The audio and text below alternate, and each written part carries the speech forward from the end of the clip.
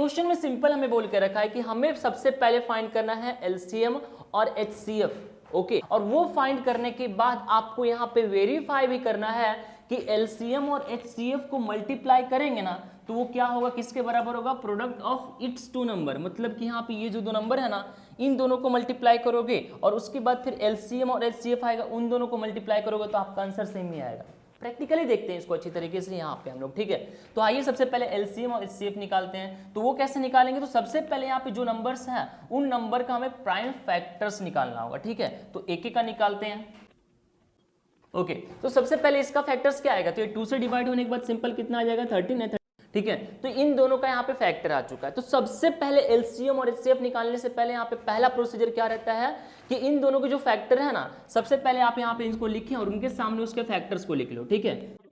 अब हम लोग सबसे पहले यहाँ पे क्या निकालते हैं, इसका एचसीएफ। तो एचसीएफ कैसे निकालोगे आप लोग, तो यहाँ पे लिख लेते हैं एचसीएफ। देखिए ये दोनों के दोनों यहाँ पे नंबर्स है ना, इन दोनों नंबर्स के फैक्टर के अंदर कौन कौन सा ऐसा फैक्टर है जो सेम है। तो देखिए यहाँ पे सिर्फ और सिर्फ कॉमन कौन दिख रहा है आपका, 13 एंड ये 1 है ना। 1 की कोई वैल्यू नहीं है बट स्टिल हम लोग यहाँ पे कंसिडर कर लेते हैं। तो यहाँ पे 13 इंटू 1 कितना आ गया आपके पास, 13 आ गया। तो ये क्या हो गया इसका एचसीएफ। और एलसीएम कैसे निकालेंगे उसको चेक कर लेते हैं। तो देखिए एलसीएम निकालने के लिए सिंपल आप लोग क्या करेंगे, अगेन इनके फैक्टर्स में जाएंगे एंड जो जो कॉमन है ना उसको 1 टाइम लिख देंगे आप, ठीक है। सबसे पहले उसको 1 टाइम लिख देंगे। तो कॉमन सिर्फ यहाँ पे 13 है, तो यहाँ पे सबसे पहले 13 एंड 1 का कोई वैल्यू नहीं है, तो आप चाहो तो लिखो, नहीं चाहो तो मत लिखो, कोई दिक्कत नहीं, ठीक है। मैंने लिख दिया 13 एंड 1 कॉमन जो था उसको लिख दिए एंड जो कॉमन नहीं है उसको भी 1 टाइम लिखना है। जैसे कि यहाँ पे कॉमन कौन नहीं है, तो देखिए अब यहाँ पे इसको छोड़कर कुछ कॉमन नहीं है।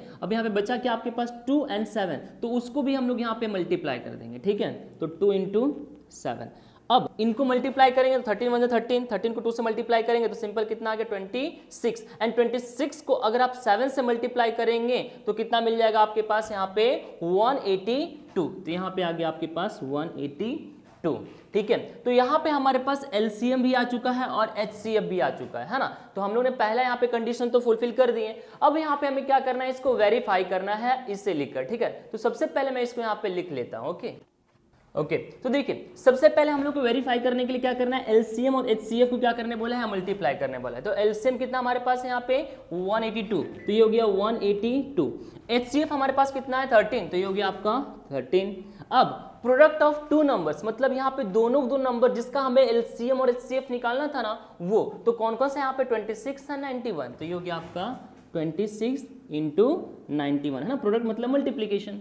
अब इन दोनों को मल्टीप्लाई करो, तो इन दोनों को अगर आप लोग मल्टीप्लाई करेंगे तो आपका आंसर सिंपल कितना आएगा 2366, ठीक है। तो इन दोनों को मल्टीप्लाई करने पे इतना आया और इन दोनों को भी अगर आप मल्टीप्लाई करेंगे ना तो सेम टू सेम आप यही रिजल्ट पाएंगे, है ना। आप यहाँ पे चाहो तो मल्टीप्लिकेशन करके चेक कर लो, ठीक है।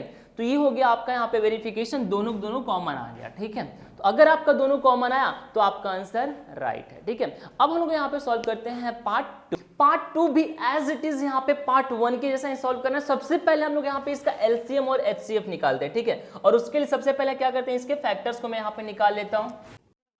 ओके, तो 510 का यहाँ पे सिंपल फैक्टर क्या आएगा आपका 2 इंटू 3 इंटू 5 इंटू 17। इसको सबसे पहले मैं यहाँ पे लिख लेता हूँ। ओके, एंड लास्टली आप चाहे तो यहाँ पे 1 भी कंसिडर कर सकते हैं। ओके, अब हम लोग 92 के फैक्टर्स निकाल दो। सबसे पहले किससे डिवाइड होगा आपका 2 से, उसके बाद यहाँ पे तो अब अगर आप 92 के फैक्टर्स देखेंगे तो क्या है, आप 2 इंटू 2 इंटू 23, तो इसको भी मैं यहाँ पे लिख लेता हूँ। अब सिंपल हमें एचसीएफ निकालने के लिए क्या करना होगा, इन दोनों के अंदर कॉमन फाइंड करना होगा। तो देखिए यहाँ पे भी 2, यहाँ पे भी 2, और कोई कॉमन है क्या, देखिए यहाँ पे 2 है लेकिन अब यहाँ पे एक भी 2 नहीं बचा, 23 इसके अंदर पूरे में नहीं है। तो एचसीएफ सिर्फ और सिर्फ हमारा कितना आया, 2 आया, ठीक है। तो लिख लेते हैं।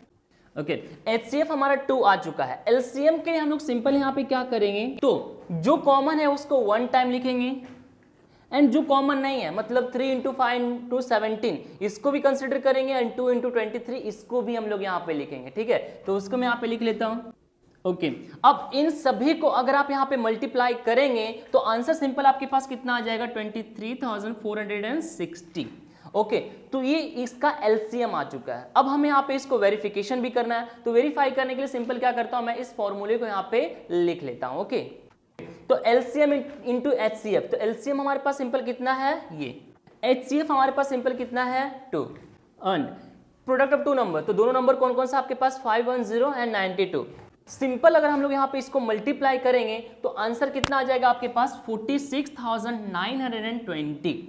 ओके, इन दोनों को मल्टीप्लाई करने पे आपको इतना मिल जाएगा, और अगेन इन दोनों को अगर आप मल्टीप्लाई करेंगे ना तो सेम आपको 46,920 ही मिलने वाला है। तो दोनों इक्वल आ गया, मतलब हमारा आंसर यहाँ पे राइट है। ठीक है, तो ये आपका पार्ट 2। अब हम लोग यहाँ पे पार्ट 3 सॉल्व कर लेते हैं। ठीक है, तो सिंपल पार्ट 3 में भी सबसे पहले तो हमें यहाँ पे एलसीएम और एचसीएफ ही निकालना है, तो उसके लिए मैं यहाँ पे फॉर्मेट बना लेता हूँ। ठीक है, ओके, तो हम लोग इसका फैक्टर निकालते हैं। तो सबसे पहले किससे डिवाइड होगा आपका 2 से।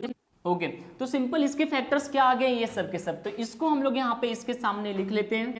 ओके, तो हम लोग 336 का फैक्टर्स निकाल लिए। अब हम लोग यहाँ पे 54 के फैक्टर्स निकाल लेते हैं। ठीक है, तो सबसे पहले किससे डिवाइड होगा आपका ये 2 से, तो 54 के फैक्टर सिंपल क्या हो गए ये सब के सब, इसको भी हम लोग यहाँ पे 54 के सामने लिख लेते हैं। ओके, अब हम लोग सबसे पहले क्या करते हैं इसका एचसीएफ निकालते हैं। तो एचसीएफ निकालने के लिए क्या होना चाहिए, दोनों के अंदर क्या होना है कॉमन। ठीक है, तो देखिए ये 2 कॉमन, ये 3 कॉमन, और भी क्या कोई कॉमन है। अब देखिए 3 एक भी नहीं बचा है, 3 एक भी नहीं बचा, तो सिंपल हमारे पास एचसीएफ क्या हो गया आपका 2 × 3 दैट इज 6। ठीक है, अब तो सिंपल हमें यहाँ पे एलसीएम निकालना है। तो एलसीएम निकालने के लिए सिंपल क्या है, जो कॉमन है उसको 1 टाइम लिखेंगे और बाकी जो कॉमन नहीं है उसको भी 1 टाइम लिखेंगे। तो कॉमन क्या है आपके पास 2 एंड 3 कॉमन है। अब बचा क्या आपके पास ये इतना ऊपर में, एंड नीचे साइड क्या क्या बच गया आपके पास 3 × 3। ओके, अब सिंपल हम लोग उसको मल्टीप्लाई करेंगे तो क्या आ जाएगा आपके पास, सिंपल आप लोग इन दोनों को मल्टीप्लाई करेंगे तो आपका एलसीएम आ जाएगा, और वो कितना होगा मल्टीप्लाई करने पे आपका 3024। तो हमें यहाँ पे एचसीएफ भी मिल गए और एलसीएम भी मिल गई। अब हम लोग जस्ट क्या करते हैं, इसको इस फॉर्मूले के बेसिस पे वेरीफाई कर लेते हैं। ठीक है, तो सबसे पहले फॉर्मूला में लिख लेता हूँ। ओके, तो एचसीएफ हमारे पास सिंपल कितना है 6, एलसीएम हमारे पास कितना है 3024। अब प्रोडक्ट ऑफ 2 नंबर, तो दोनों दो नंबर कौन सा जिसके बेसिस पे एलसीएम और एचसीएफ मिला, तो वो है हमारे पास सिंपल 336 एंड 54। अब अगर आप लोग इन दोनों को मल्टीप्लाई करेंगे तो आपको सिंपल कितना मिल जाएगा 18,144।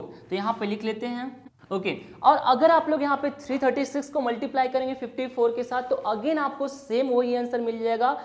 ओके, और अगर दोनों साइड हमारा इक्वल आ गया, एलसीएम इंटू एचसीएफ और प्रोडक्ट ऑफ 2 नंबर दोनों अगर इक्वल आ गया तो हमारा आंसर यहाँ पे सिंपल राइट है। ठीक है, तो ये सिंपल सा आंसर था आपके पास क्वेश्चन नंबर 2 का। अब हम लोग मिलते हैं क्वेश्चन नंबर 3 पे, तब तक के लिए bye bye, take care, thank you so much.